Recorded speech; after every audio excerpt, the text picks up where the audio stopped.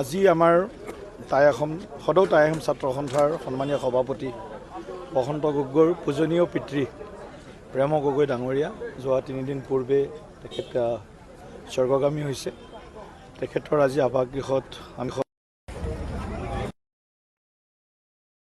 জনাইছোঁ আৰু তেখেতৰ আত্মাই যাতে ঈশ্বৰৰ শ্ৰীচৰণত স্থান লাভ কৰে তাৰ বাবে মই প্ৰাৰ্থনাও জনাইছোঁ। আচলতে এই অঞ্চলৰ এগৰাকী অত্যন্ত সমাজপ্ৰিয় ব্যক্তি আছিলে প্ৰয়াত গগৈ ডাঙৰীয়া আৰু ONGCত চাকৰি কৰা সূত্ৰে এই গাঁওখনৰ এই ভেটিটো তেওঁৰ নিজৰ যিটো নিজৰ ঘৰ বা আপোন ভেটিটো এইটো পাহৰি যোৱা নাছিল। ডাঙৰ কথা সেইটোৱে, গাঁওখনৰ লগত ওতঃপ্ৰোতভাৱে জড়িত হৈ থাকি এই গাঁওখনৰ বিভিন্ন সামাজিক আধ্যাত্মিক গোটেই অঞ্চলৰ আৰু তেখেতে নেতৃত্ব দিছিলে, অগ্ৰণী তেখেতৰ ভূমিকা আছিলে।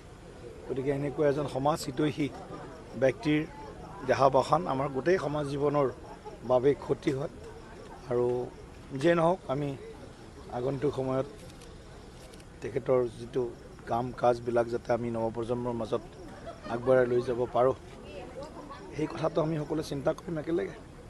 আৰু বিশেষকৈ আমাৰ গোটেই যিটো আমাৰ সমাজৰ যিসকল নেতৃস্থানীয় ব্যক্তি তেওঁলোকে যিবিলাক চিন্তা কৰে সেইটো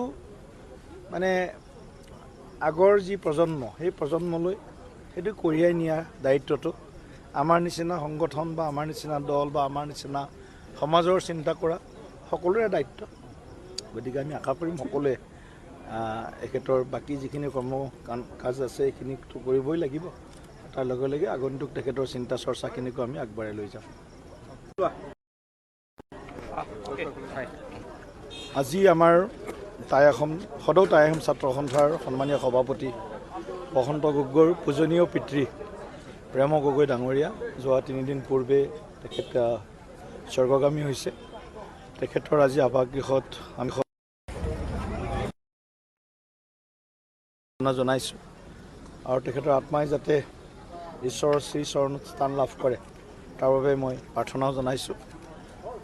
আচলতে এই অঞ্চলৰ এগৰাকী অত্যন্ত সমাজপ্ৰিয় ব্যক্তি আছিলে প্ৰয়াত গগৈ ডাঙৰীয়া আৰু ONGCত চাকৰি কৰা সূত্ৰে এই গাঁওখনৰ এই ভেটিটো তেওঁৰ নিজৰ যিটো নিজৰ ঘৰ বা আপোন ভেটিটো এইটো পাহৰি যোৱা নাছিল। ডাঙৰ কথা সেইটোৱে, গাঁওখনৰ লগত ওতঃপ্ৰোতভাৱে জড়িত হৈ থাকি এই গাঁওখনৰ বিভিন্ন সামাজিক আধ্যাত্মিক গোটেই অঞ্চলৰ আৰু তেখেতে নেতৃত্ব দিছিলে, অগ্ৰণী তেখেতৰ ভূমিকা আছিলে।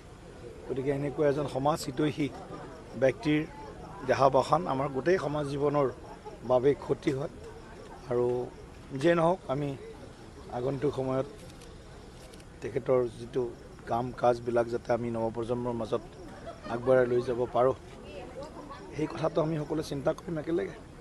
আৰু বিশেষকৈ আমাৰ গোটেই যিটো আমাৰ সমাজৰ যিসকল নেতৃস্থানীয় ব্যক্তি তেওঁলোকে যিবিলাক চিন্তা কৰে সেইটো আগৰ যি প্ৰজন্ম সেই প্ৰজন্মলৈ সেইটো কঢ়িয়াই নিয়া দায়িত্বটো আমাৰ নিচিনা সংগঠন বা আমাৰ নিচিনা দল বা আমাৰ নিচিনা সমাজৰ চিন্তা কৰা সকলোৰে দায়িত্ব। গতিকে আমি আশা কৰিম সকলোৱে এখেতৰ বাকী যিখিনি কৰ্ম কাজ আছে সেইখিনিতো কৰিবই লাগিব, তাৰ লগে লগে আগন্তুক তেখেতৰ চিন্তা চৰ্চাখিনিকো আমি আগবঢ়াই লৈ যাম।